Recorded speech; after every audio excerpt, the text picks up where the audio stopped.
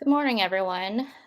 We will get started in a few minutes here. Let people register and join us this morning. Um,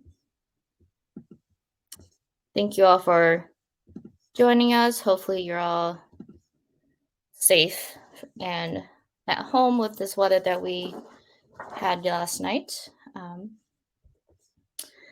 So I will get us started. So, good morning. Thank you for joining Environmental Initiative this morning for its Electrification and Equity Forum. Today's forum is being recorded and will be shared with attendees in the following week.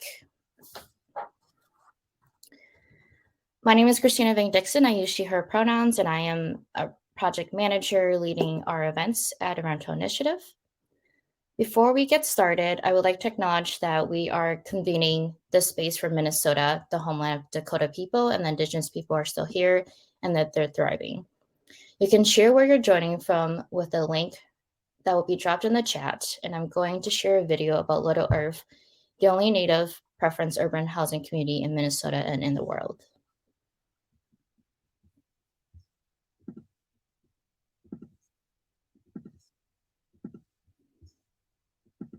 Hanatakiapi.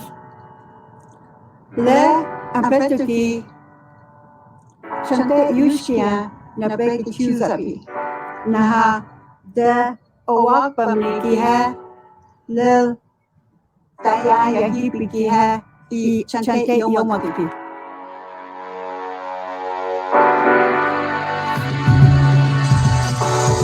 When I first came here, it was called Murderapolis. And I was kind of scared of Little Earth. But now that I'm here, it's to me, I can say this, but very peaceful. I enjoy Little Earth. I care about the people here. Little Earth community, an urban community of American Indians. Because of the Relocation Act, urban Indians needed a place to call home, and we were dramatically in need of housing, because the housing that was being offered to us was atrocious. It's a beautiful place to live. I love living at Little Earth. To me, it's home. You know, a sense of community, a sense of pride, and where else can you go and be surrounded by your people other than the reservation? And even on the reservation, you're kind of spread out. Right here, they're your neighbors. You get to watch babies grow up. You start out being called cousin, then you get called auntie. Then next thing you know, you're grandma. I'm at the age now where all the little kids call me grandma. I think some people know we exist, and some people don't. I think the ones who know we exist either like us or they're uninformed about us. You have your problems like all the communities do. It's just ours get put on the news more than anybody else's. People, they don't know what to believe because they haven't experienced the community and the culture and the people here themselves personally. It's a bad place with good people. When people try to call Little Earth a project, it's not a project. It's a housing community. There's a lot of good people around here that actually love their community and want to take care of everybody that's around. Exactly.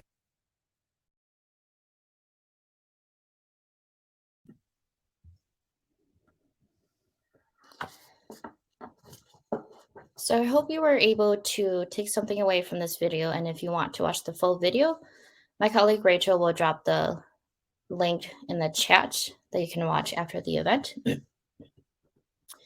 And for those of you who don't know about Environmental Initiative, we recently adopted a new strategic plan with a mission to catalyze collaboration across perspectives, power, and systems for social equity and environmental health, with a vision that relationships foster an inclusive, just, and thriving world for all beings. This year, we are celebrating 30 years of collaborative problem solving. Today's forum is the first of our Insights and Impact Forum series, formerly known as Policy Forums for those who have attended our events in the past.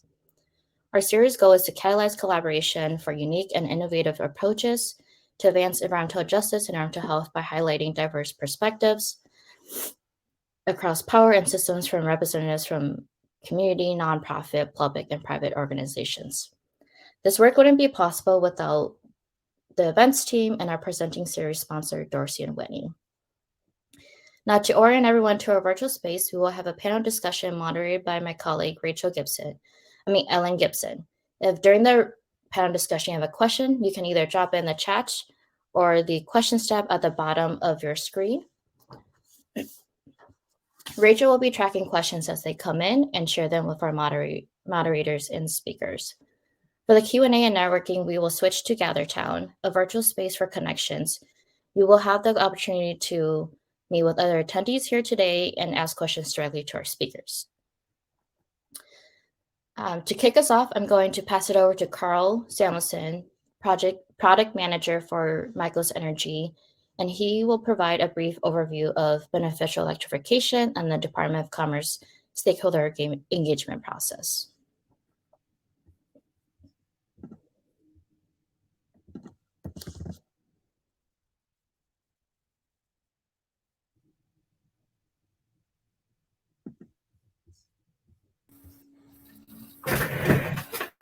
Interesting. Hi, Carl. Thanks. Yeah, welcome everyone. My name is Carl Samuelson. I work at Michaels Energy, and I am filling in this morning on behalf of Anthony Fryer from the Minnesota Department of Commerce. He is with his family on a spring break vacation up at the North Shore, and he was going to call in on vacation, but the Wi-Fi at the hotel is so choppy that he was worried about it just being a big distraction. So I'm pitch hitting with his notes and hope to do an okay job setting up the context of this event. I have kind of three basic goals. One is just to introduce beneficial electrification briefly and then set context for how that's shaping up in Minnesota. And then to talk about this stakeholder engagement process that the Department of Commerce engaged in over the last couple of years. And Michaels Energy was the contractor for that project. So that's my connection here. And these white papers and that you'll hear about today are a product of that stakeholder engagement. So what is beneficial electrification? We've often referred to the regulatory assistance projects definition. First of all, electrification is converting any energy end use that is currently powered by fossil fuels to electricity. But in order for it to be considered beneficial, the regulatory assistance project proposes that the electrification needs to meet at least one of three criteria without detrimentally affecting the other two. So the project needs to save consumers money, enable better grid management, or reduce negative environmental effects. And the whole kind of triangulation here is that as the electricity grid becomes lower and lower carbon intensity, there is a changeover point where we can, heat homes and drive cars, run on electricity and reduce carbon emissions as a result. And this has garnered just a lot of interest across a whole variety of stakeholders, from utilities to technology providers to environmental advocates. In Minnesota, in 2021, the Energy Conservation and Optimization Act, or ECO, passed. And this act modernized the Conservation Improvement Program Framework, or CIP, CIP, in Minnesota. CIP is the implementation of the state's energy efficiency resource standard, with a long, robust history of energy efficiency programs run by utilities in the state of Minnesota.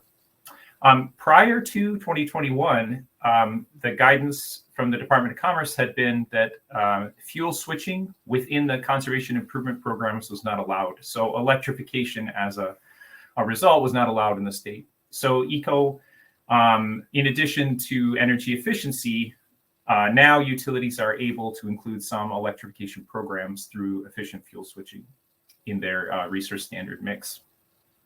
So to implement an electrification program within CIP, the utility has to be able to demonstrate that the efficient fuel switching improves. There's four criteria. One, that it reduces source energy use.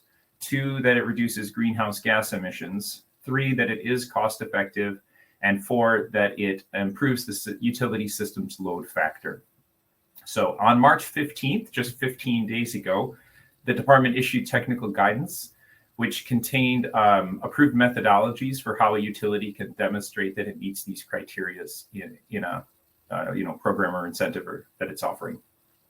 And Anthony notes that the department expects to see electrification programs within the CIP program as early as next year. Prior to to ECO passing, the Department of Commerce had engaged with the Department of Energy to receive funding to create a stakeholder process around electrification in Minnesota. The project had two main goals. 1, to examine benefits and concerns of increasing electrification in Minnesota, and 2, to convene stakeholder meetings to provide information, facilitate discussion, and solicit recommendations. From 2020 to 2022, project engagement was extensive.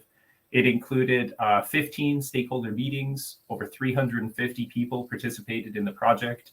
There were 500 plus volunteer hours contributed by stakeholders, and 37 presentations were shared by industry experts from across the US and across Minnesota. Stakeholders included utility representatives, efficiency advocates, groups representing Native American and tribal interests, low-income advocates, program implementers, consulting groups, and manufacturers and trade associations. 27 of these organizations served on a technical advisory committee for the project and added additional, continuous support for the project. And then a specific thanks to the project team. At the Department of Energy, Monica Andrews and Charles Satterfield served as our project officers and are a tremendous resource. At the Department of Commerce, Anthony Fryer led this work. And at Michael's Energy, Jake Millette and Andrea Salazar added a lot of support. And then a big thanks to Malia Hausenecht and the Environmental Initiative team for helping throughout the process to make sure that we did a better job of engaging stakeholders in this process. Finally, I just want to share a few project outcomes before I turn it over to the main event.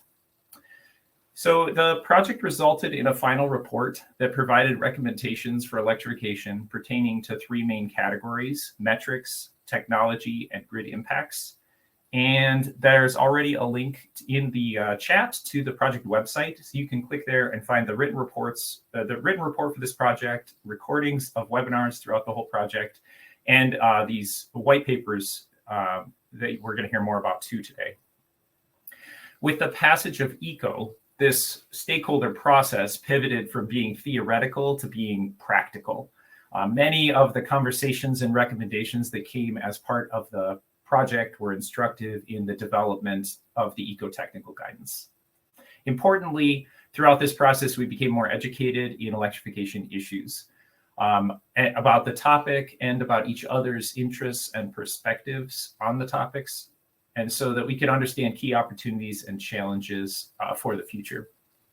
Finally, due in no small part to the emphasis that stakeholders placed on it, this process helped elevate equity as an essential topic in electrification in Minnesota.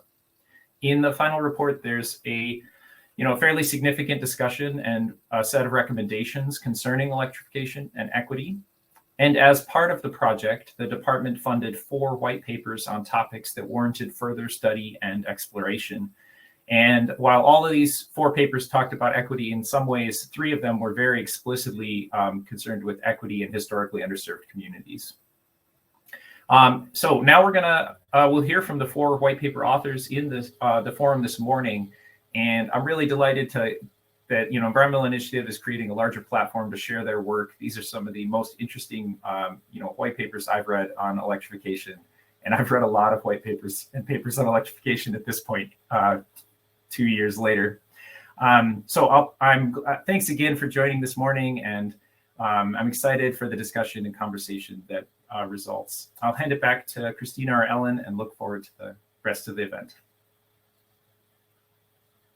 Thank you so much, Carl. And thanks for filling in last minute and for setting up today's conversation. So I'm Ellen Gibson. I use she and her pronouns, and I'm Environmental Initiative's Impact Officer. Happy to be with you all this morning. And I'm really honored to facilitate this conversation between our panel of electrification experts and authors, each of whom really have a unique perspective and insights to share with us. And this forum, as Carl mentioned, is really a culmination of around 4 years worth of work between Environmental Initiative, Michael's Energy, the Department of Commerce, who partnered together to engage a wide array of stakeholders, as you heard, in statewide electrification policy development and planning.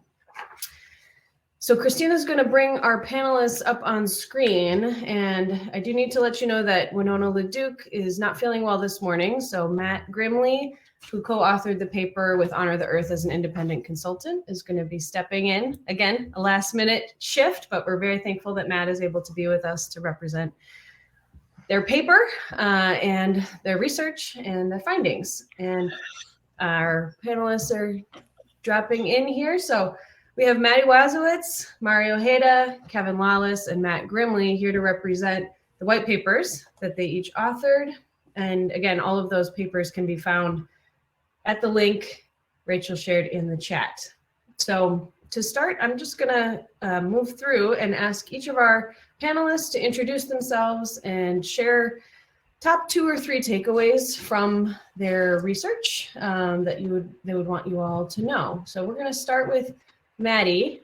Who are you and what would you want to draw our attention to from your paper? Hi, everyone. I'm Maddie Weiss from the Midwest Energy Efficiency Alliance. We're based in Chicago, but cover 13 states. So my paper discussed equity considerations that should be factored into electrification policies and programs. I admittedly probably raise more questions than answers when it comes to this issue. But as discussed by Carl, the passage of ECO enables utilities to explore fuel switching programs. So this is a critical time to ensure that programs are designed equitably. I think many of us here know the potential benefits of electrification. It can be a tool to reduce emissions, improve indoor air quality, offer utilities grid flexibility. But without careful consideration, electrification could intensify grid strain and increase bills for Minnesota's most vulnerable communities who have already experienced compounded inequities. 25% of low-income Minnesotans have an energy burden greater than 12%. So we need to ensure that electrification doesn't raise bills for those who can't afford to transition to electrification. Fixed costs, right? They're shared amongst all customers to help pay for utility infrastructure. And the Energy Institute at Haas did research showing that a 15% reduction in customers could lead to about $30 of an annual increase for the remaining customers. But as that customer base shrinks, that number can dramatically increase and could be over $1,000 annually for if 75% of customers leave natural gas. So that's a big concern. And second, increased demand of the grid has equity implications as well. So can the grid handle this increase? And if not, where are the outages happening? EPRI did some research showing that electricity's share of energy usage in Minnesota was about 21% in 2015, and that can grow to 47% in 2050. So that's a huge increase for the grid, and even when you factor in energy efficiency in that model. So Texas, I think, is a good example of this, the 2020 freeze, or 2021 freeze, sorry. Showing satellite data of census block groups that had a higher share of minority populations, they were 4 times as likely to experience a blackout than majority white populations. And analysis by the Houston Chronicle showed that 74% of the deaths from the Texas freeze were people of color. So there are real world consequences to these decisions, and we need to think about how electrification can be deployed in an equitable manner. Thank you. Mari, I'm going to ask you to share next. Who are you and what are some of the big takeaways from your paper on electrification and multifamily housing? Sounds good. Hi, everyone. Thanks for joining us this morning. My name is Maddie Ojeda. I use she, her pronouns. I'm a policy associate at Fresh Energy. So yes, I was one of the co-authors on the multifamily electrification paper. I would say that from that lens, the first takeaway is just recognizing how complex multifamily housing is. Not every building is the same. Also acknowledging the impact of climate change in buildings emissions, particularly from the multifamily sector. Minnesota's buildings emissions are rising. So this is an important area in the building sector to address. The second, I think, consideration that we took was just that concept of the split incentive and that unique issue between the renter and the property owner's interests and who's benefiting and who's not, who's paying for the upgrades and who's receiving the benefit and vice versa.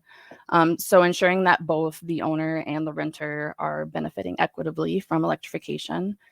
I think another concept that also Maddie touched on is reducing energy burden opportunities within multifamily housing. Improving renters' health and safety, reducing indoor air pollution is super important. And I think the third major takeaway that we had in the paper was just that recognizing that this is a all hands on deck approach. It is, a wide variety of stakeholders within multifamily housing, from owners to developers to renters to funders. So I think one of the examples is ensuring that there's enough funding upfront and financing for actually incentivizing property owners and, potentially avoiding like the rebate structure. So the capital investment, the upfront funding is needed to really make impactful change in multifamily housing. And then also without passing those costs on to the renter. So avoiding increased rents, renter displacement, and so also just aligning and pairing programs where it makes sense. So lots of different angles in multifamily housing and recognizing that it's complex, but just ensuring that all parties are receiving equitable benefits. Collaboration is key. This should be happening, at all levels of government. Every level of government has a role to play in multifamily housing, energy efficiency and electrification. And yeah, just again, recognizing that different stakeholders have different interests, but making sure that the renter and equity are really prioritized in this transition. Absolutely. Yeah. Complexity, huge theme. And I love that collaboration is key. So thank you. Matt, I'm going to turn to you next to overview your paper and implications and considerations when it comes to electrification in Indigenous communities. Sure. My name is Matt Grimley. I worked on this paper as an independent consultant. By the date, hours, after 9 a.m. in this case, I'm a researcher over at the University of Minnesota. I worked on this with Winona LeDuc and Pam Fairbanks over at Honor the Earth. And the report was specifically looking at different clean energy, heating, and transportation electrification projects, programs, and policies going on at the Ojibwe nations and mostly northern Minnesota. I think like the three big takeaways that I took away from the project was just talking about like Indigenous innovation first and foremost. There's a lot of really cool projects going on, and it's not happening necessarily because of any kind of state policy. It's happening because of a lot of dispersed agency throughout the tribes and Indigenous-led organizations across the state. And so thinking about like heating projects over at Fond du Lac, Red Lake is an institution moving towards like a tribal renewable developer sort of organization, or like Leech Lake's electric vehicle charging and like solar deployment that they've gone on. Like these are really innovative acts that are going on, and they deserve a lot of attention.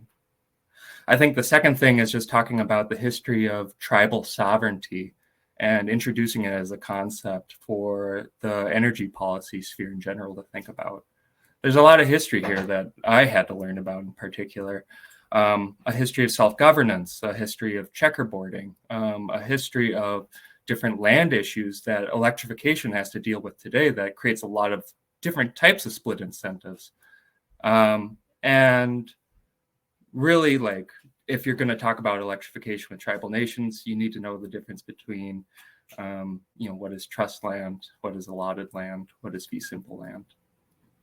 And then I think the third, like maybe bigger takeaway is that I think this paper was meant as a case study on a very specific, set of people, and very heterogeneous too. And it's just meant to say that I think a lot of electrification conversations focus on technology, they focus on buildings, but they really need to focus on people at the end of the day and answer the questions, who, what, where, when, how, why, and be very specific about what you're talking about. Thank you so much. We will be coming back to those questions: who, what, when, how, why. So nice setup. And lastly, Kevin Lawless wrote his paper on electrification considerations in the transportation sector, and is an expert in SIP when it comes to transportation. So what would you want to share more about your own self-identifications and then your paper specifically, Kevin?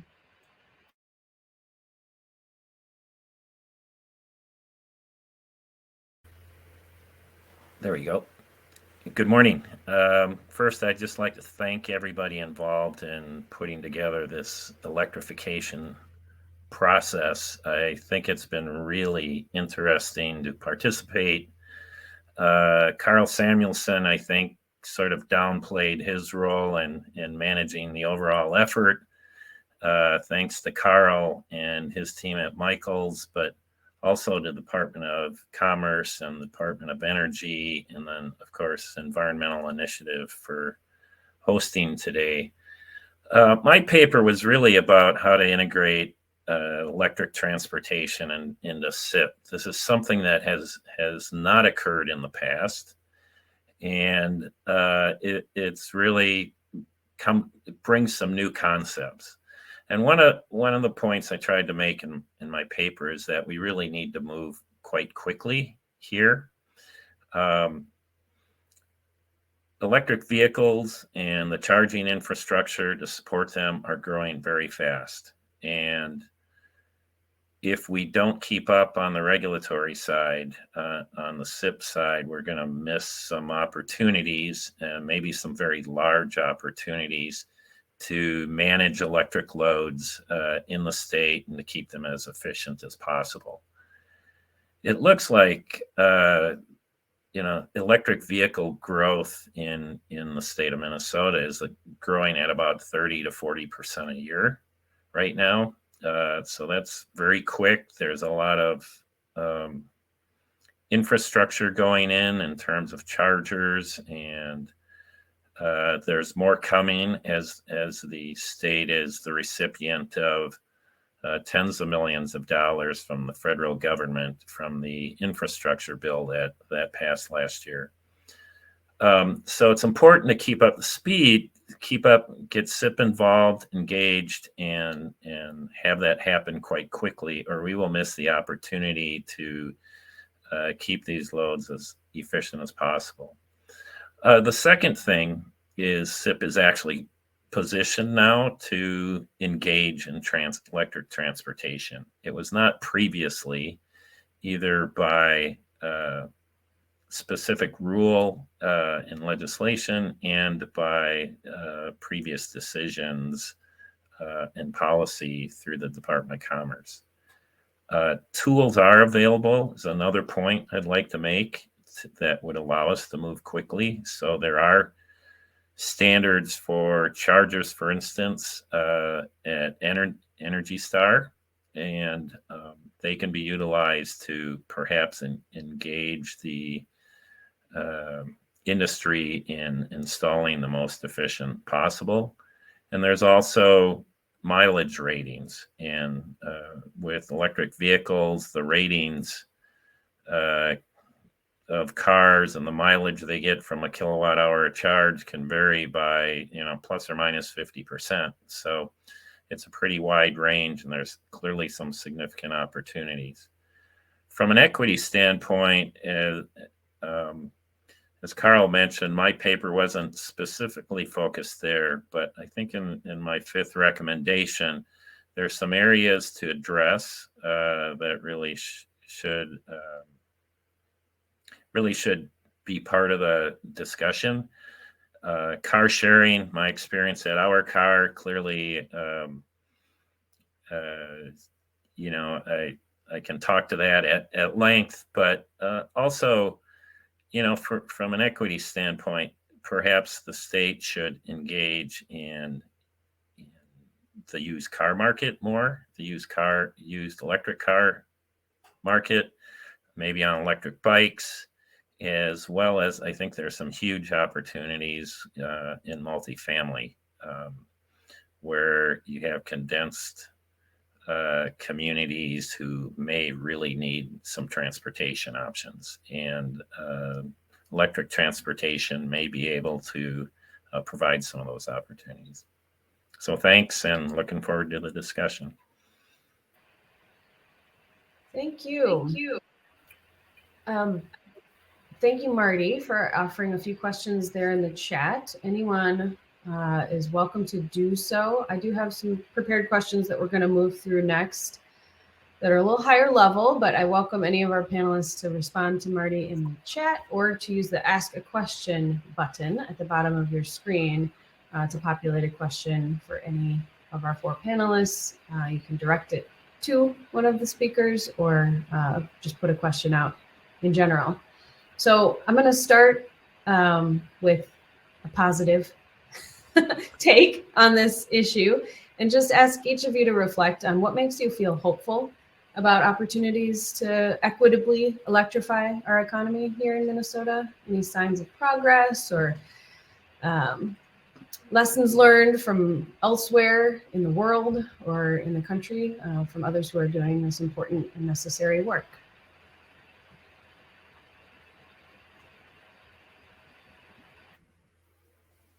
I can start. We can alternate who starts.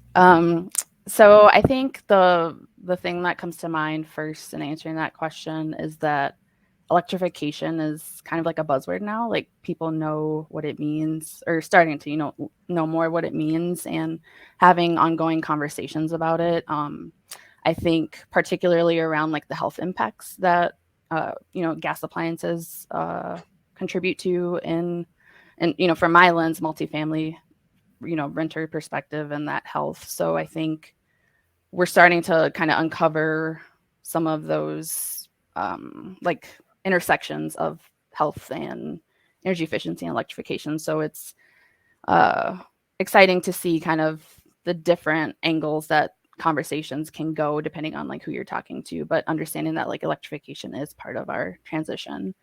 I think a couple examples that come to mind from our paper that we identified as a couple of case studies. One was Maine and the other one was California. So Maine, they did like a wide scale adoption of heat pumps, kind of like implemented a goal, and I believe it was 100,000 to 2025.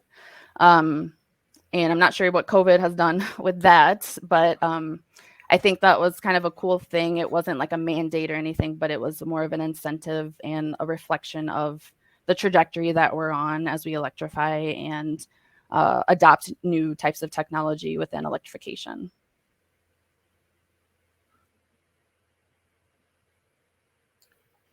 So I would add a couple things. I think particularly in terms of building electrification, one of the things I'm optimistic about is there is a very strong energy efficiency infrastructure within the state, at the utilities, at contractors, at nonprofit groups, at policy groups, that we clearly is being turned to leverage into electrification. And there's a ton of lessons learned over decades in energy efficiency that are now actually being applied in the electrification direction, and I think that's one of the big positives for me. I think another one is just the attention electrification is getting within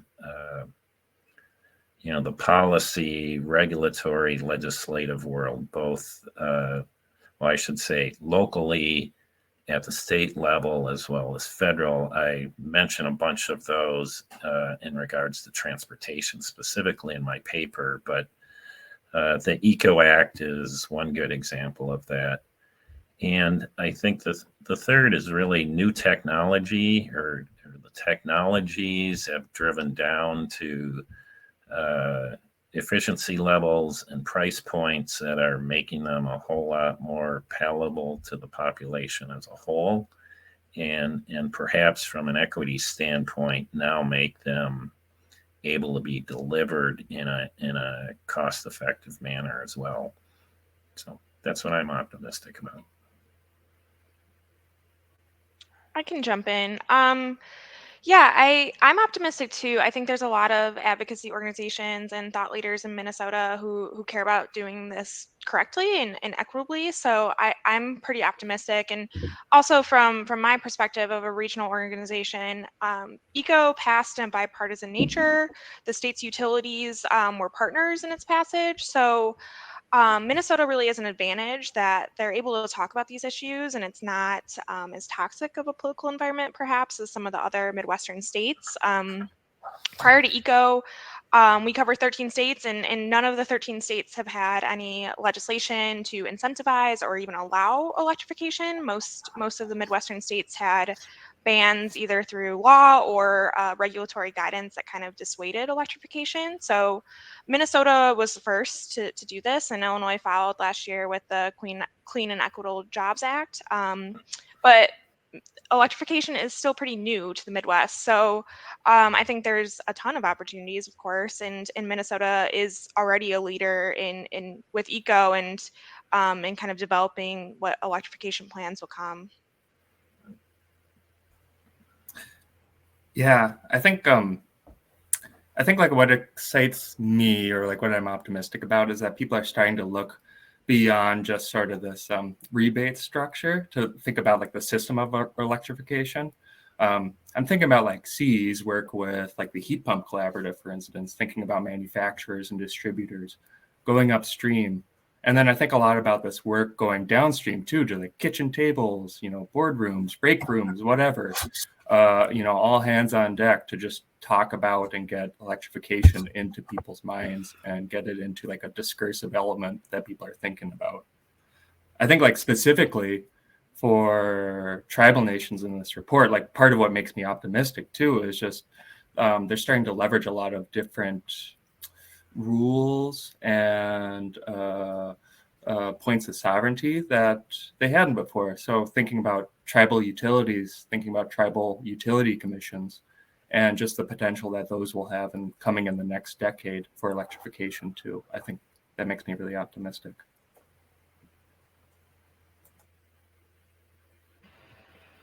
Thank you. And thanks to folks putting some questions into the stream here. We're going to move on to more deeply explore some of the barriers that may stand in the way and that we all need to be paying attention to and looking to overcome, whether they are economic, social, cultural, political barriers. I'd just like to hear a little bit from each panelist on your reflections of what barriers might stand in the way of really ensuring that our electrification efforts are done in an equitable manner. Well, sure. I'll go first, and since Mari took the lead on the previous one, there are a lot of barriers, and I think the biggest one is overcoming just the wide disparity in knowledge and the types of information that people gather around climate change, and then electrification more directly. I know in electric vehicles, there's a lot of talk historically about things like range anxiety, even though the typical car trip is 10 miles or less. And so that's a big piece. And I think from a social and cultural perspective, that's a big barrier to overcome, because there has been so much misinformation, which is also matched by how much the technology is changing, so that there's, as the cost of, for instance, electric batteries for cars is coming down so rapidly, it's making them much more cost effective relative to internal combustion engine car. So, I think that overcoming those barriers and the information barriers are big. I think on the policy and economic standpoint,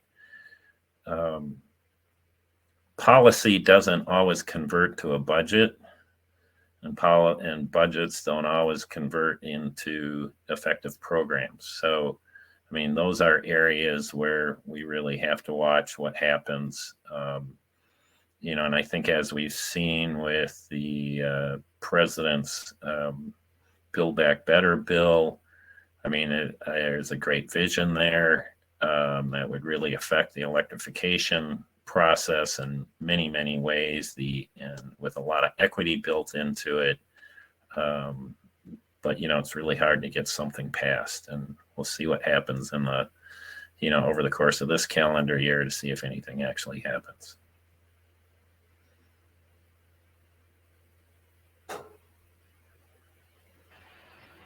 I can chime in on this. I think there's a huge learning curve for customers on this. A lot of people don't know anything about energy efficiency or electrification. It's just not something people are thinking about really. So there's going to be challenges in educating the public and marketing these programs and ensuring customers have all the information they need to make decisions on if this is a good fit for them. And they want to be sure that these heating units will work in a cold state like Minnesota. So there's that uncertainty too that we're going to need to comfort those people with facts and with data. But really, ultimately, the biggest concern I have is the cost barrier. To see mass electrification with EVs and electric space and water heating, electric appliances, there's a huge cost associated with all of those things. And to reap the real economic and environmental benefits of those upgrades, the homes really need to be weatherized and as efficient as possible. So there's money that's needed there for weatherization and pre-weatherization for health and safety issues. So heat pumps can save people money, but the upfront cost is a barrier. And Mari mentioned the main program with 100,000 heat pumps by 2025. Even with the rebate structure they have, they're still estimating that the average family would pay about $3,000 per unit, and each low-income customer would pay about $1,750. So those rebates help, but $1,750 is still a lot of money, and that's for one unit for one thing. That's not even talking about electric appliances or an EV or a charger or things like that. And so those cost barriers are really intimidating, and I might pass it to Mari here, but there's also this technical and economic barrier too to putting these measures in the first place. A lot of buildings don't have the wiring or electric panels needed to handle this electric load. So another opportunity, I suppose, but also a really intimidating cost barrier. Yeah, that's a good punt over to me for multifamily. Just basically like multiply what Maddie said to multifamily housing, right? So each unit needs like a heat pump, each unit needs an induction stove, right? So multiplying that cost, again, the split incentive is huge. Like who's paying for it?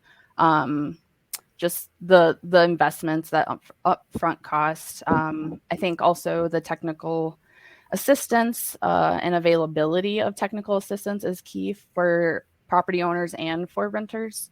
Ensuring again that property owners are well informed on their options that that they need for their specific building.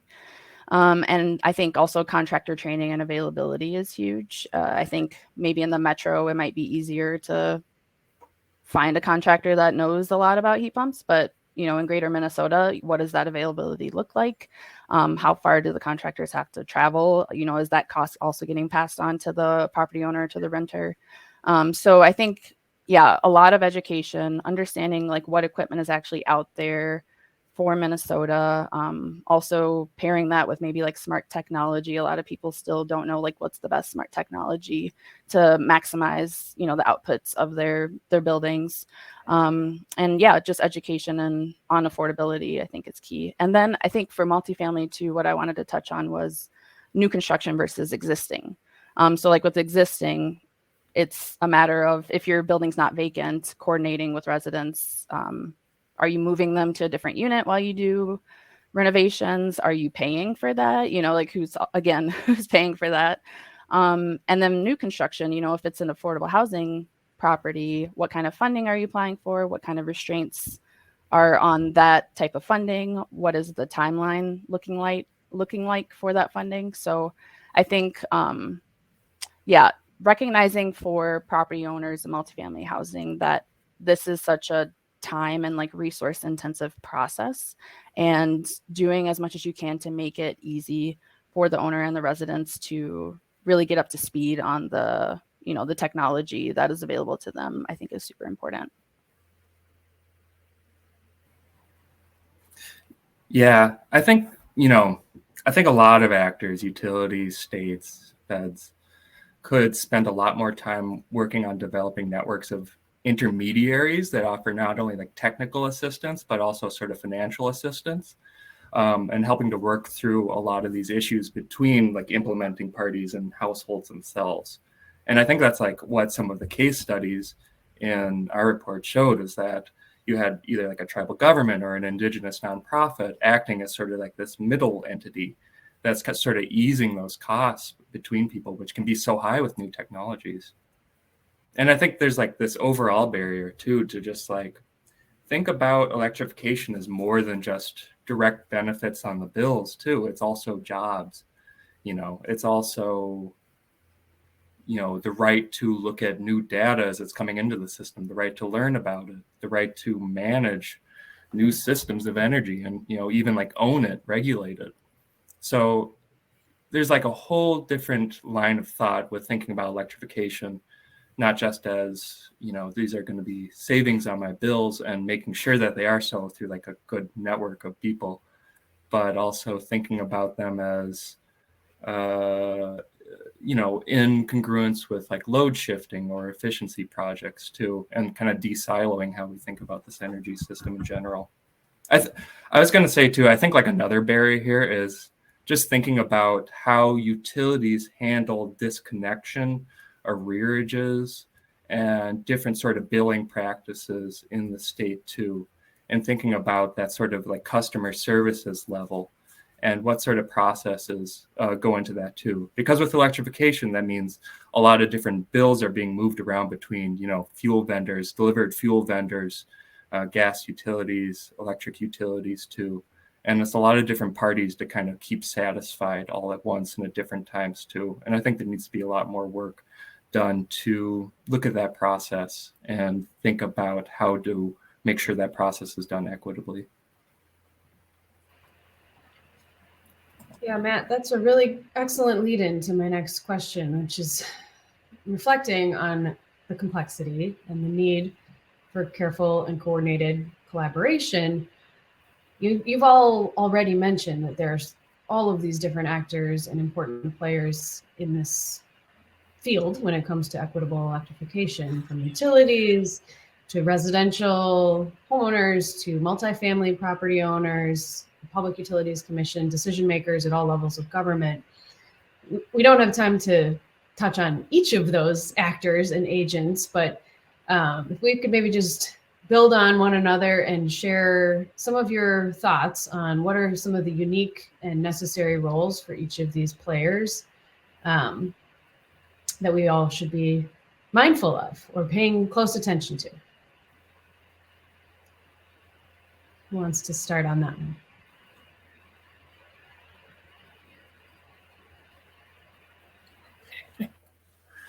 I can keep it moving. Go ahead, Kevin. I don't think you spoke on the previous questions. So I'll let you go first. Sure. I think utilities have clearly have a big role here. Historically, they've focused on, at least within buildings, they focused on energy efficiency, and they've focused on it, in a with gas end uses and electric end uses, but not thinking too much about crossing over from one to the other.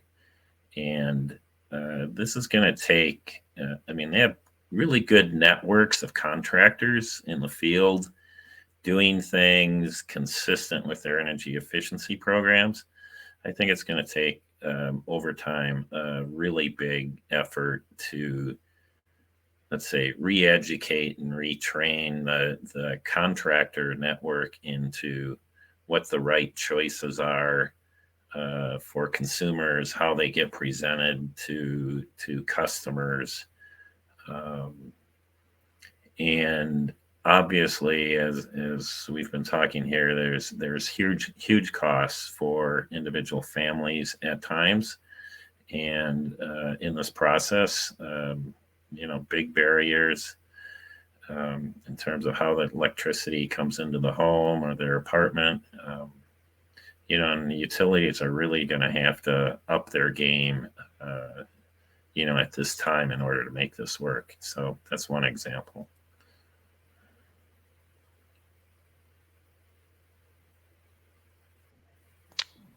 I'll just add that I don't think we need to really reinvent the wheel here. We do have SIP, and that's been a really big, complicated program, right? Where individual utilities have run their own programs. They use their own contractors and implementers and evaluators, and we have Commerce and the PUC providing oversight, and different cities and tribal governments working with those utilities. So I think we've figured out a way to make SIP over time become more equitable, and we've had stakeholder conversations and meetings where we've really found a way to do better program delivery. And I think there's lessons learned from that framework. And I also think it's more complicated than efficiency. I mean, you have with this increased demand, I think transmission and distribution utilities will play a role, MISO will play a role.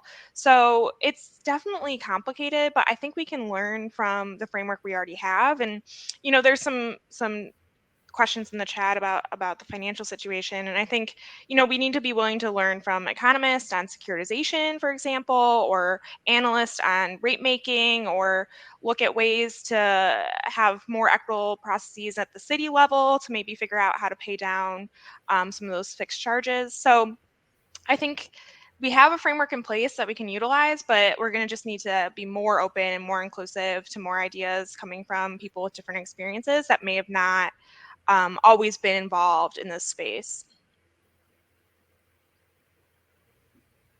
Yeah, I think I'll just add on to Maddie's point about inclusion, and I think like the silos come to mind for me, and interagency partnerships and collaboration. I think we need to be a little bit more creative about those types of partnerships.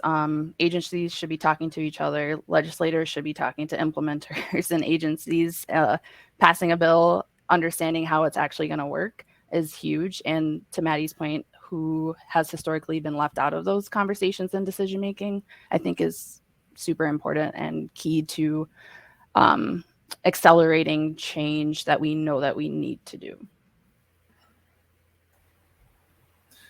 Yeah, I mean, I think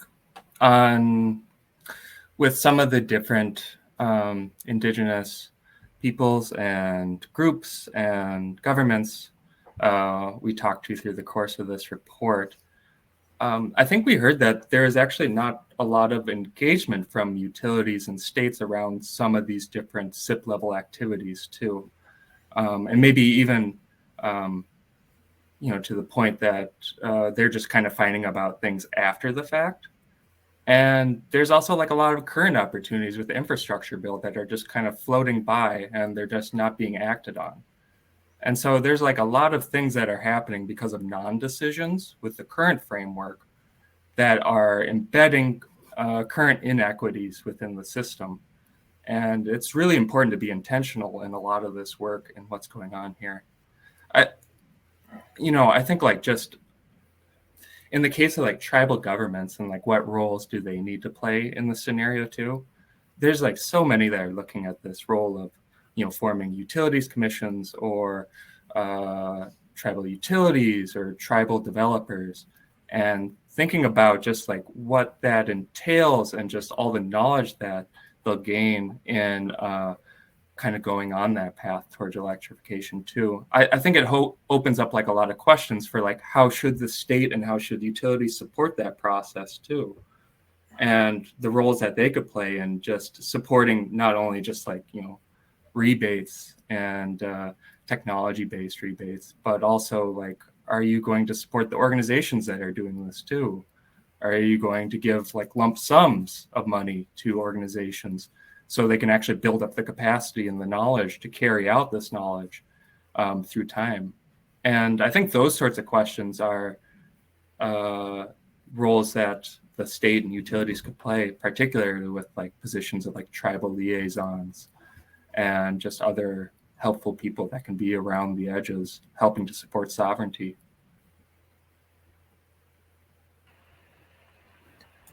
Yes, intermediaries, as you mentioned, Matt, and thank you for pointing out that in a system that exists, the status quo is perpetuating inequity.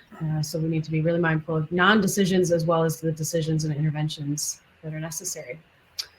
So when we think about, complex systems change, such as this, the question I want to ask each of you is, reflecting on what might be some of our shared goals. So things like efficiency, affordability, access, and equity. To whom should we be accountable? Or who do we need to be accountable to, and why, when we're trying to move together collectively in a collaborative fashion towards some really overarching societal goals?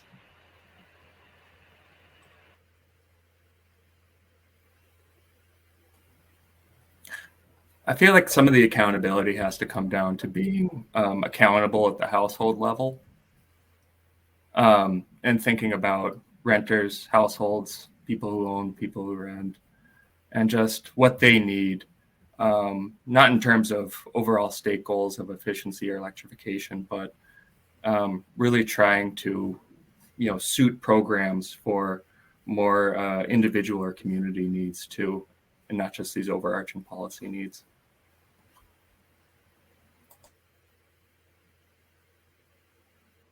I agree with Matt. I think thinking about the data I shared earlier on potential bill increases or even the deaths in Texas, I think in some sense it'll be very easy to see if we're failing. I think the data will be clear if people are paying more or if they're having reliability issues. So I think the data will show us if we are doing a good job or if we're not. And I think we just need to have clear, key performance indicators of what we want to see accomplished. And it's not a given that we will all want the same thing with electrification, but ultimately we need to make sure that we're not hurting communities in the process. And I think Matt's right, at the household level is ultimately the most important. Yeah, I tend to think about the buildings. When I think about the building side, I tend to think how it's different from a state policy standpoint, where there actually are some goals that have been established for on the electric vehicle side. And I don't think we've really, tried to set statewide standards on electrification and buildings as much. And so it's a little hard to drive towards a goal, I think, in that sense. So.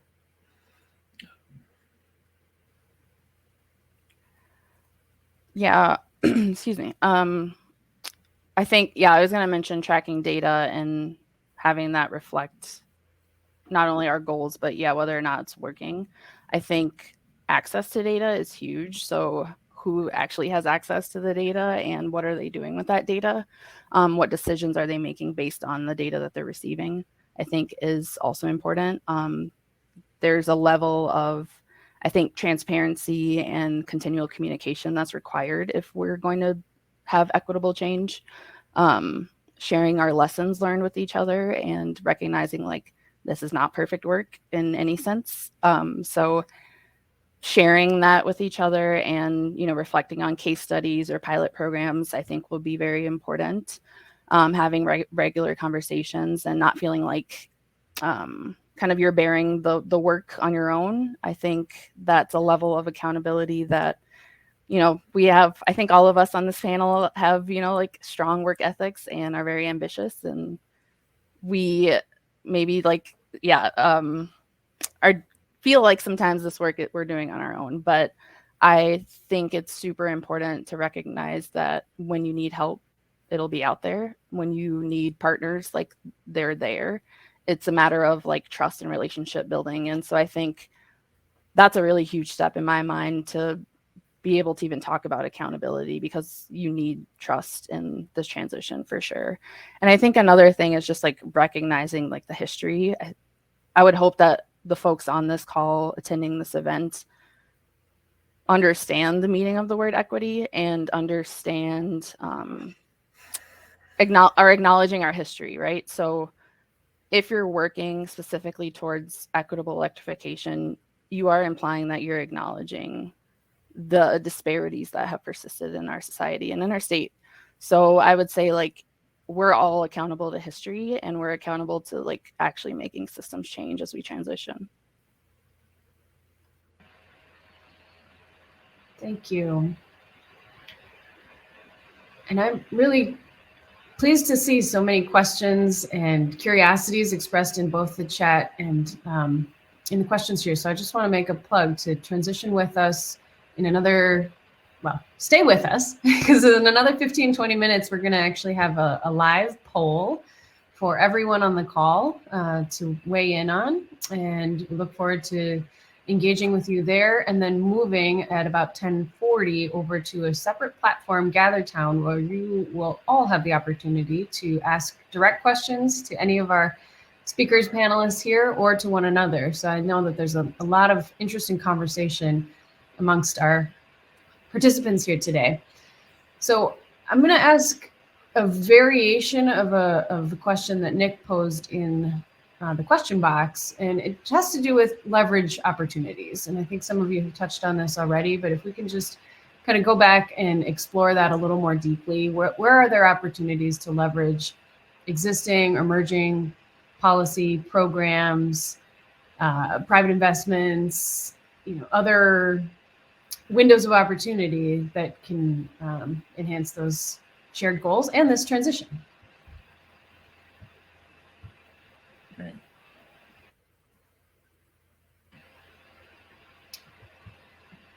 So Nick asked specifically about incentives in both the ECO Act and Natural Gas Innovation Act. Some of you have mentioned the Build Back Better bill. So are there other leverage opportunities that you see presenting themselves or that we could seek out?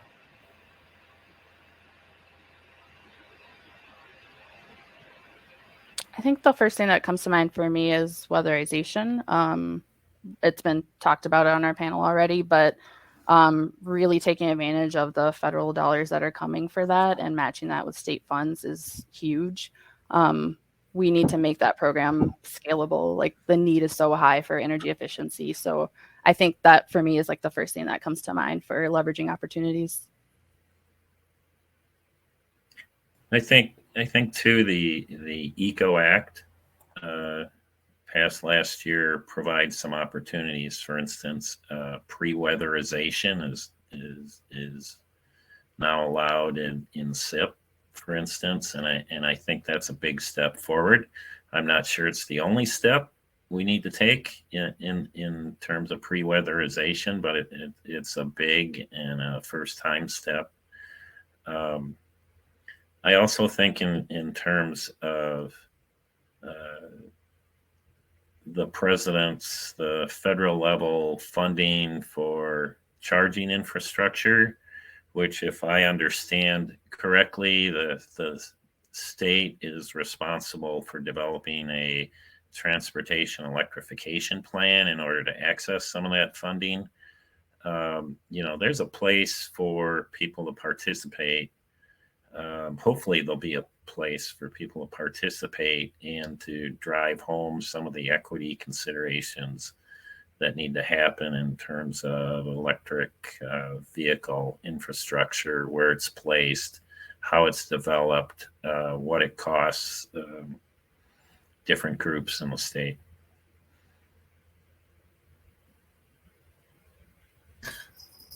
I think there's a lot of leverage points coming on for tribal governments and indigenous nonprofits, particularly in a lot of the recent federal spendings, the Justice 40 program, like someone mentioned in the chat.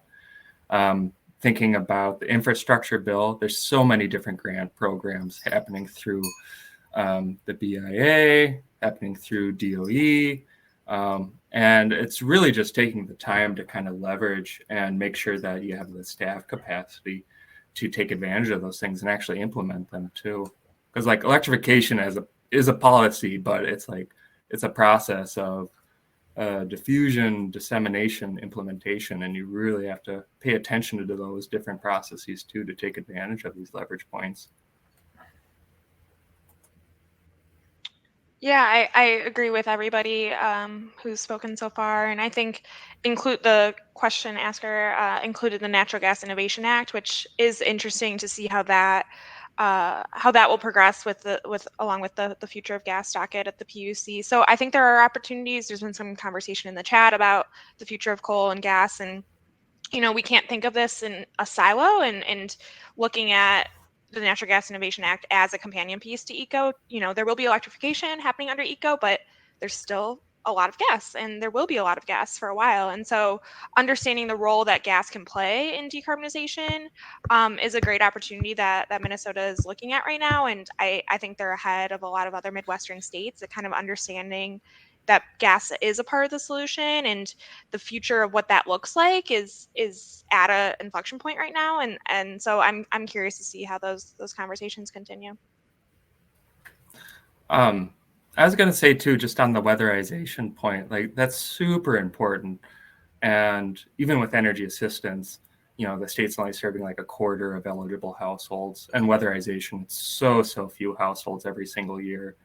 And I think like one of the opportunities to really leverage and scale up weatherization, and like you could do electrification and clean energy diffusion through those weatherization processes too, is for utilities, IOUs, generation transmission co-ops, and joint action agencies to like institute system benefit charges as a way to kind of drive up a lot of revenue to fund a lot of these programs and scaling up.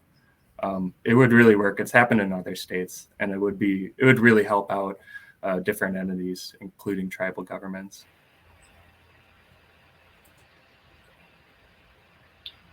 Yes. Are there other cold weather regions, states or regions that you look to in particular that can be role models or case studies for work done here in the Midwest and in Minnesota specifically? There hasn't been a ton of electrification in the Midwest. We talked about Maine. The best example I can really cite is some electrification of propane in the UP in Michigan. There's been some programs with UPCO there, and kind of slowly, putting in electric units in delivered fuelless households. But that's kind of the best example we can point to. The cold weather element is a concern, right? And lots of folks have done research like CE and RMI to show that these heat pumps will work in cold weather.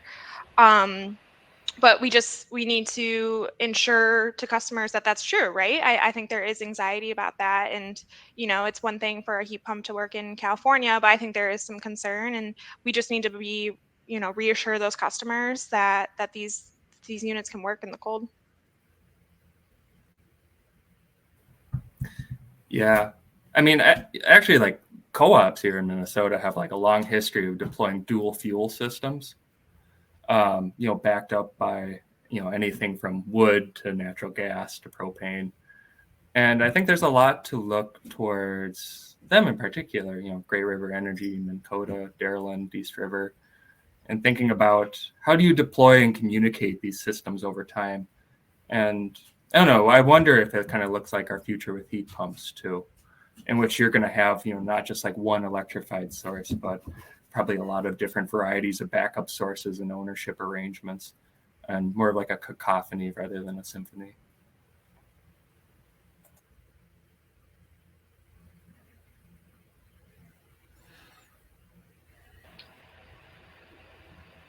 I want to give Kevin an opportunity to just chime in with anything specific to the transportation sector, because we've been focused a lot on buildings in this conversation, and I don't want to overlook the insights that you have to share when it comes to one of our biggest GHG emission sources, transportation. Yeah, it's one of our, and I think one of the issues over time is going to be, as electric vehicles grow to be a significant part of the fleet of vehicles in the state, it's going to create a huge draw on the electric grid. I suspect that this will happen faster, perhaps, for vehicles than for building electrification. Might be wrong on that, but one vehicle is going to drive a lot of electric use. I've seen studies that suggest that, within the next 10 years, electric vehicles may be as large as 6 to 8% of all electric use. And that's going to be a big switch. And I think utilities, are trying to manage that, and the grid folks are trying to manage that, but it's coming fast, and it remains to be seen. Are they really ready for it? So.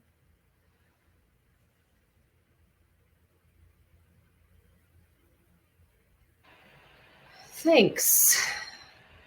So I'm going to pause for a moment here because there's been a lot of great questions posed and commentary in the chat. So just want to give a little space in case any of you want to pull out any of the questions or comments that have been offered. Otherwise, we'll sort of move toward opening it up.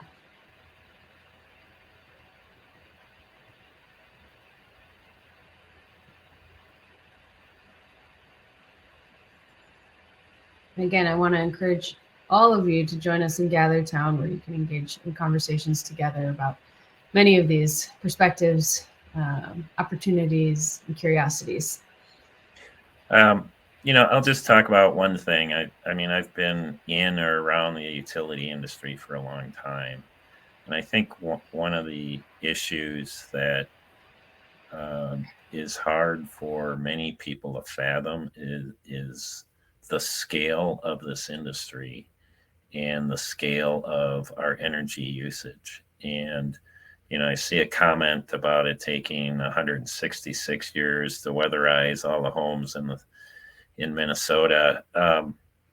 Not sure whether that's accurate or not, but I think it brings to bear the question of this is going to end up being a massive effort. And in order to make it happen, we're going to have to learn how to scale up from pilots to very large scale activities, very large amounts of funding, and very large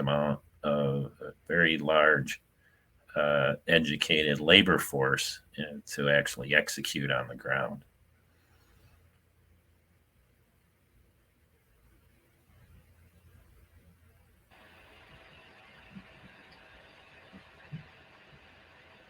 Massive undertaking.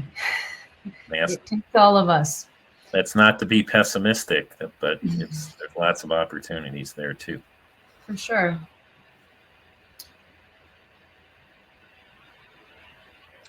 Yeah, and I'll just add to the ECO Act did, towards the end of the process of passing the ECO Act, it did put some parameters in place for the amount that utilities can spend on electrification.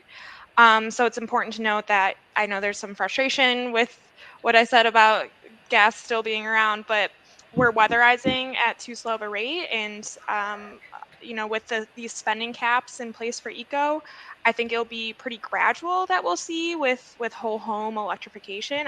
It's not going to happen overnight. And we need to be patient with that process, even if we want it to go faster. I think there's going to be some learnings that we're going to need to have after the first couple years to look at if these electrification programs are working, right? Because we want customers to have better outcomes, and we need to see if their indoor air quality is improved. We need to see if their bills are going down, and we need to take a little bit of time to ensure that we're doing this correctly and equitably, and to make sure that customers are pleased with what they're getting from electrification. So we don't even really have electrification programs introduced yet, right? That hasn't even happened. So I understand frustration at the pace, but I think that is, this is going to be a long undertaking, right? And labor is a big part of it, as Kevin just mentioned. I think we're, if we don't have the workers to do this work, that's a big issue. And, we need to really train up that workforce so we can be installing heat pumps and we can be doing this electrification work. I think for the folks that may find it slightly frustrating how gradual it's going, I think there's opportunity to prep yourself, whether depending on what work you're doing, but with data and metrics, what data are you missing now that is going to help inform future programs for electrification? I think setting up your systems now and will enable you to scale up those pilots as they come out. And I think, Matt, you had mentioned that too, where we're talking about the end uses a lot, but what can we do now to be proactive and prepare the labor, prepare workforce, prepare our software to really gather the data and gather the people necessary to scale up the work when it comes. Maddie, I think your suggestion, to me, what kind of hit me in your comment was, well, it did take us like 4 years to get the ECO Act passed. So does that mean we actually have to start working on ECO Act 2 now in order to be ready for the data as it comes in from the original programs so that we can pass another piece of legislation in, let's say, 2025 or 2026? That's a good question. I don't know if anyone has the stomach to start that work just yet, but I think you have a good point. And Marty's comment in the chat of how many housing units there are in Minnesota, I mean, that's kind of overwhelming to think about, right? And when you add electric vehicles and fleets to that, it is overwhelming. And these budget caps that have been put into eco, I mean, it's going to be a pretty small amount of electrification that will occur under the ECO Act with those caps in place. So yeah, I am curious what these plans will look like, and I'm curious of what we'll learn from this. And yeah, I think we do need to think about what's next. I think ECO is always described as a start, right? And there's been some comments about efficiency in the chat too. And ECO started in part from this regulatory flexibility that rural electric co-ops and municipal utilities were asking for. And it kind of started there, and it kind of started with an expansion of SIP and a modernization of SIP. And I think there will be a lot of lessons learned from that, and to see what does that pre-weatherization fund do, how much can that accomplish. And the low income spending requirements for utilities to spend on low income efficiency programs went up. What does that look like? What are we accomplishing with that? And so there's a lot of pieces of eco and GIA as mentioned. And yeah, I think it's probably never too soon to start thinking about what that looks like in 5 years, in 10 years. Yeah. There's also like a really important piece of this too. It's like electrification was happening before ECO passed too. And it will continue to happen, like you said, outside the parameters of it. And so like the important people, the players in these spheres, like, utilities in particular, as administrators, as, deployers of their residuals and controllers of their fixed costs, will have a lot of ability to make new programs, new situations, new infrastructure for people to participate in the system too. And this will be like really, really important for, indigenous-led groups and tribal governments to start to get involved and really understand like what's at stake and just like the potential of the system to transform over time too. Because this really is like a point where we should be laying like 1,000 seeds in hopes that a lot of different trees will grow along the way. This is like a very, very critical time. Absolutely. So this is also transitioning kind of to a what's next reflection. And Rachel's going to drop a link into the chat for the live poll. So as we're making that transition, I want to just invite each of you as leaders, as influencers, innovators, independent individuals, human beings, to just share in your kind of a closing remark, what is your goal when it comes to beneficial, equitable electrification? And how can folks here stay engaged or contribute to or follow along, help leverage your work?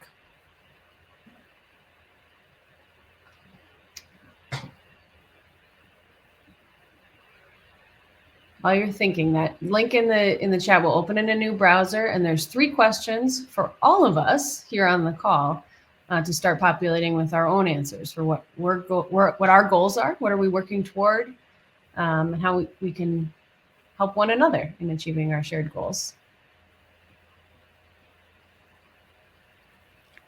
Yeah, I can start. This is actually a really hard question for me to answer. There's so many different goals, so many different seeds. I would say, as I mentioned in the intro, like cross collaboration and understanding the intersectionality of energy, housing, and health. We're really trying to push those conversations of particularly energy and housing more and at Fresh Energy. So just recognizing how these efforts will overlap from a multifamily perspective, ensuring that renters have agency and decision-making power in this transition. Just ensuring that they're at the table making decisions along with the rest of us. And then the last thing is just understanding the barriers and being proactive in addressing them. We, talked extensively about the barriers, but we really need to be proactive. One example that Fresh Energy is up to is we have a bill out for electric panel upgrades. So we are proposing funding for folks to receive for upgrading their electric panels as they transition to electrification. So of course, like talking to your legislators, like this is important. So just continue to have the conversations.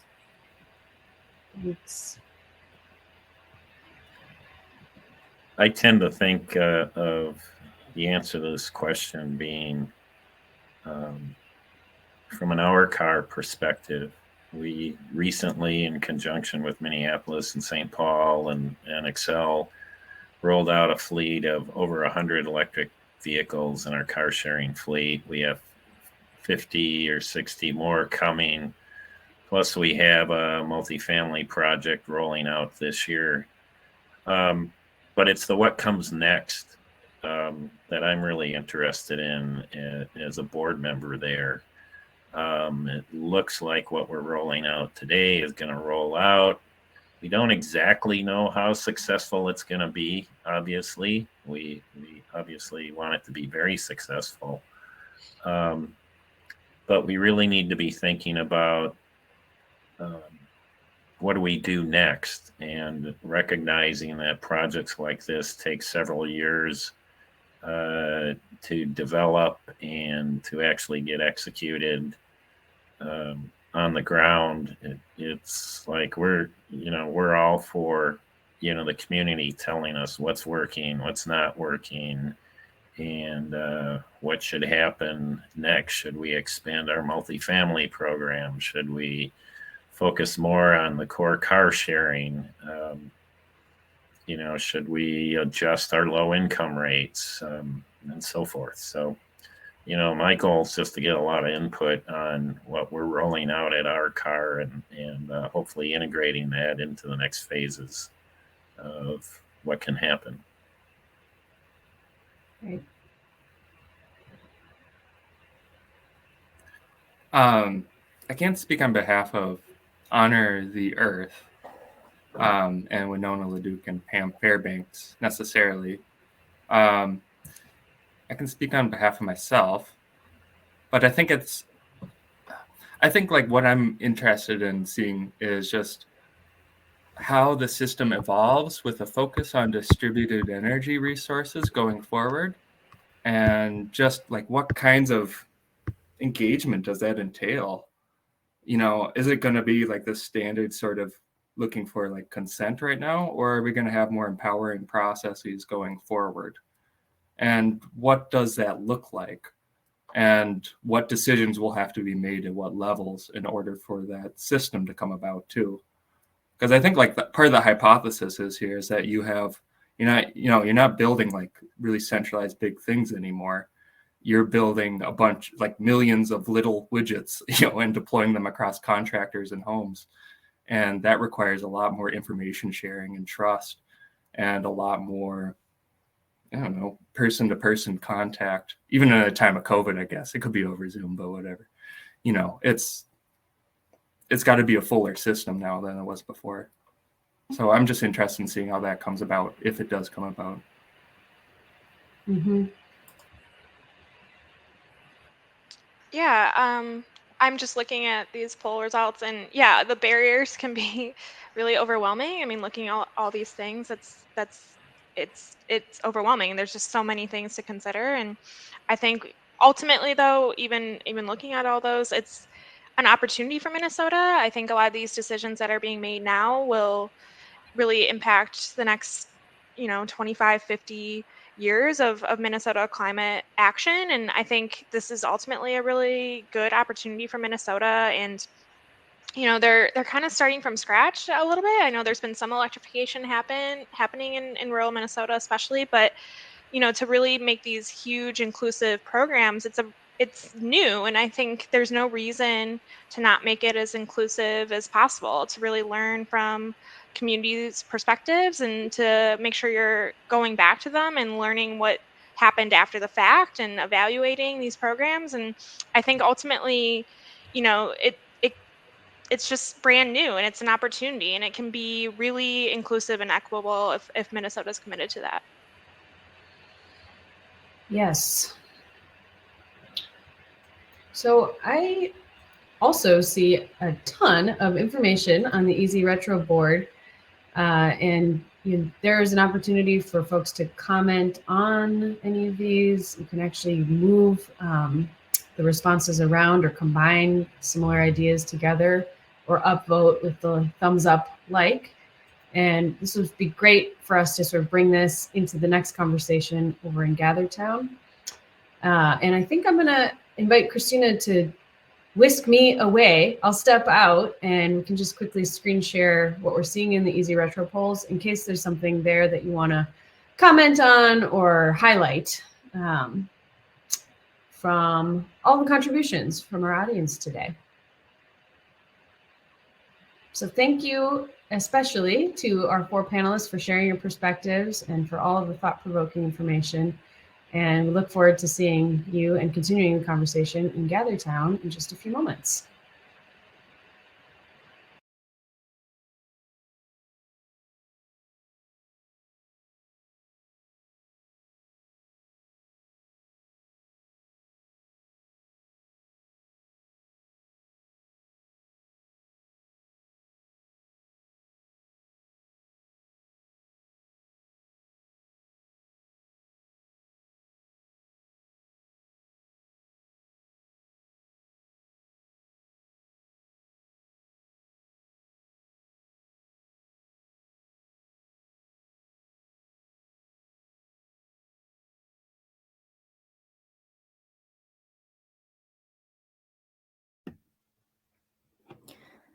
For our panelists, are there anything that's sticking out, anything that you would like to respond to from what our attendees have been sharing in the polls?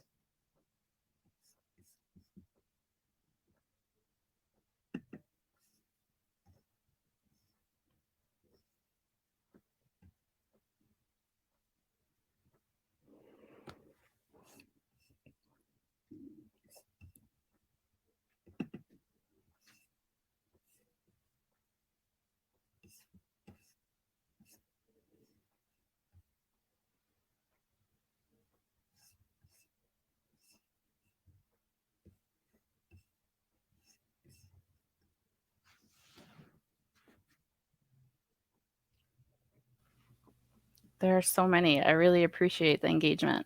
I think one that stood out to me was the establishing metrics at every level of our work. I think that's like a really detailed catch that I think is important, that it's not just what is the outcome of this program, here's the data at the end of it, and kind of missing all the procedural data along the way. So I really I resonate with that one.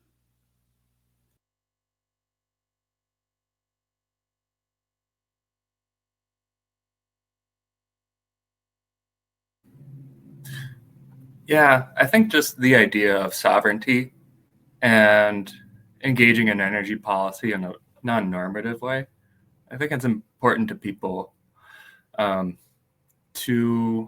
It's going to be really important in this transition to help people facilitate what they see as their vision of how things work out.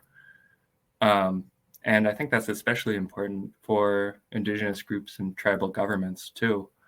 because there's going to be a lot of different projects that cross a lot of different sectors, and it's going to be near impossible in some instances just to rope them into like one program or one policy all the time too.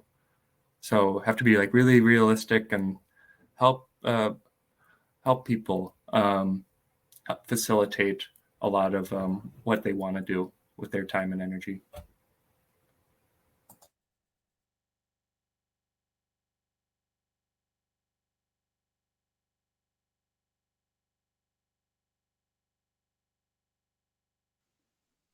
There's a couple pieces on the contractor component, and I think we talked about workforce, that we need to dramatically ramp up the workforce in order to meet these electrification targets. But in addition to that, there's a couple points here that contractors don't know about heat pumps or are unwilling to install heat pumps. So, it's not just about expanding the workforce, it's also making sure that contractors see the benefits of this and they understand and are willing to push heat pumps when it makes sense, and to make sure that they're a part of this solution, and not just that we're forcing them to do this, right? That they see the benefits and that they're able and willing to share that knowledge with their customers. I think that's a big component to this.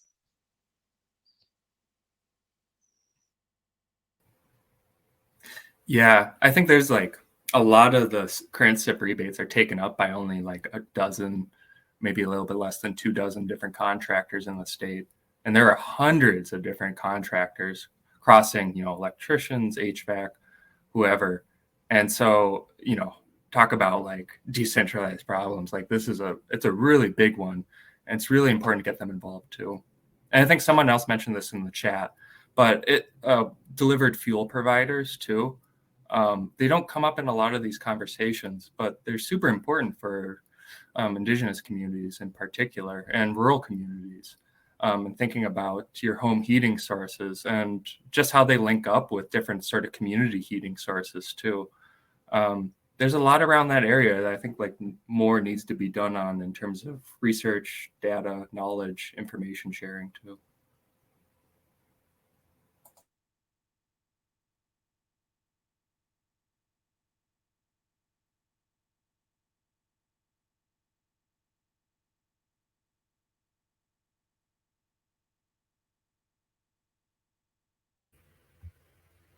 I think the workforce comments are really critical. Matt, you touched on it in terms of contractors and right now it seems like electrification is being left up to the contractors who see it as let's say a competitive advantage. And when we do that, it really starts to lay out it lays it out in a way that just not that many people can participate. And, without overarching goals and vision on the household electrification side, it's going to be hard to drive that broader. And again, I think I said it before, this is an area where utilities are really going to have to change the way they've got great infrastructure in terms of contractor networks, and they're really going to have to change how they use that, their networks, and educate contractors to make the right choices, help customers make the right choices.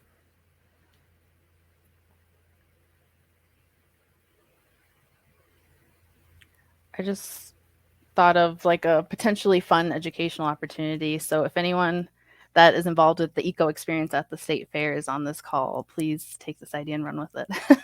But what I really appreciated in various like work experiences that I've had was training facilities that actually had the equipment there to be able to like touch and learn about. So as it relates to like the education and training, making it like publicly accessible, I think is super important. And so I know like at the eco experience at the state fair, they have, electric vehicles, they have different things that you can touch and play with. And I think that would be a really cool space to bring in heat pumps and other types of technology for the public to enjoy and to learn about, and make it like fun and interactive in a way. So I think when we were talking about training education, I was thinking about like youth development and workforce development, and what are some ways to really engage youth as we transition as well.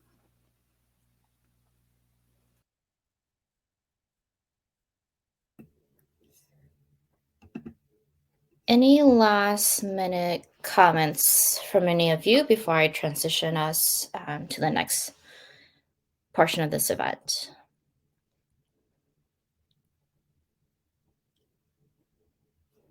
All right. Well, I want to say thank you to Ellen for moderating today's panel, and to all of you for this great conversation. I will start to take you off, and then we'll see you all in the Gather Town. Thanks, everyone. So to close us out, I want to thank our presenting series sponsor, Dorsey & Whitney, for their continued support, and for the great conversation that we had today. But before we go to networking, I'd like to share that we are hosting a hybrid celebration on May 18th for our annual awards celebration. We announced our 2022 winners last week, and registration is open right now for the event until May 3rd. If you have any questions, please send me an email, and I look forward to seeing some of you in May. Environmental Initiative is also celebrating 30 years with an open house event on June 16th to our new office space in Northeast Minneapolis. The event starts at 3 p.m. and there will be food and drinks. You can register with the link that Rachel will be dropping in the chat. And then now I hope that you can join us in Gather Town to connect with other attendees and with our speakers directly. You will be prompted to create an avatar and enter your name. We will have three separate conversation areas for Mari and Maddie, Kevin, and then Matt Grimley as well. If you're not able to attend the virtual networking but want to connect with someone from today's forum, whether it's a attendee or a speaker, please send me an email and I can make that connection for you. Rachel will drop the link for the Gather Town space, and you can hop over there. And I want to say thank you all for attending today's event, and I hope you have a great rest of your Wednesday.